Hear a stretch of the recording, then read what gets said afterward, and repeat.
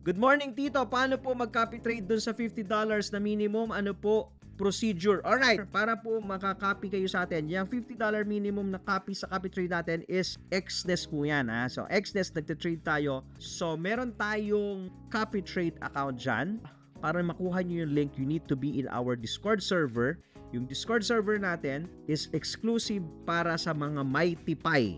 Gumagamit ng ating trading system, yan po, yung mga may buy, may mga sell.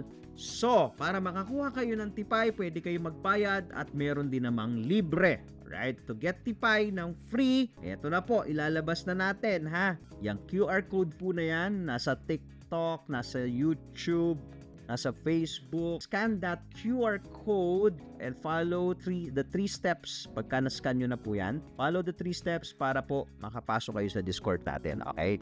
Yan po ay courtesy of our friends from OKX. Right? So, follow nyo lang po yung 3 steps na yan. Scan nyo. Tapos, pag nakapasok na kayo sa Discord natin, kasi may tipay na kayo, all you need to do is to go here.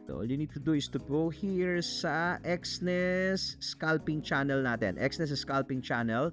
And click nyo po yan. Yung pinned message. Nandyan po. Pag natalong ka dyan, nandyan. I-click nyo lang po ito. Kukuha nyo na dyan. Yan.